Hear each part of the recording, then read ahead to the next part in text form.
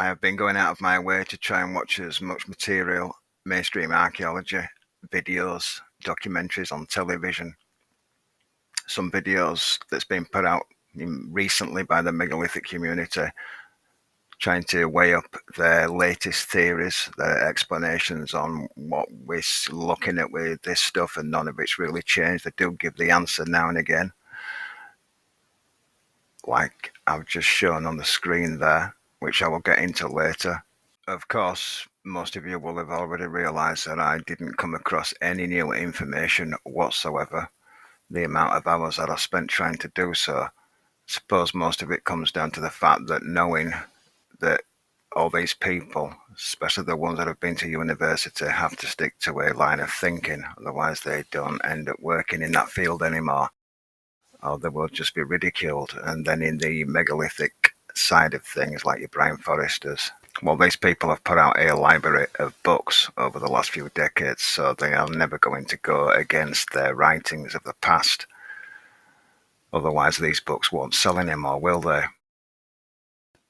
And then the third, likely most important factor is always to remember that when these sites are being found by archaeologists, university funded organisations, are always put back together. Well, they're always dug up out of the ground in pieces and then put back together,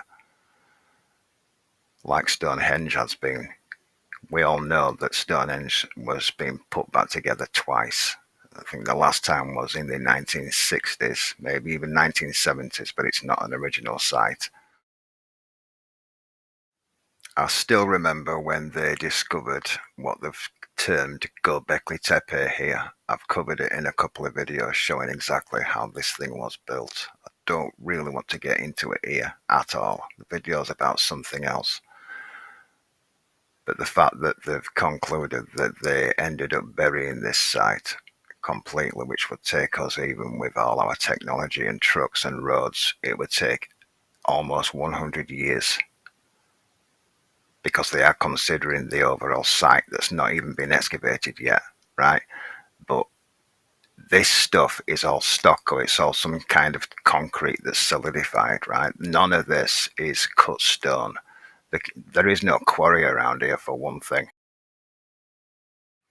Now, what all these animals are that do indeed look like they've been done at some primary school, I don't know. Things can change over time, but there will have been a roof and walls around these things, right? These pillars that you're looking at here. So I think they will have been painted, maybe even plastered over with some type of mixture and then painted.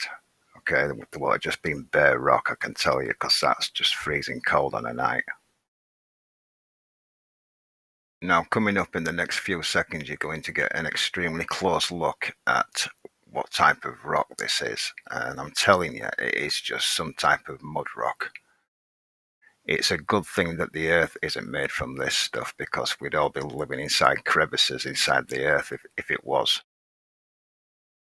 This stuff has only survived because it was buried underground, right? If it had been weathered under rain and frost, it would have eroded away by now.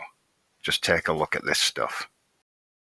There's two more sites I'm going to show in the rest of this video, because it's made of almost the same stuff. It's some kind of stucco mixed with grass and sticks, laid into a wooden frame. Then the framing is mainly rotted away. That's why you get holes running through all this stuff.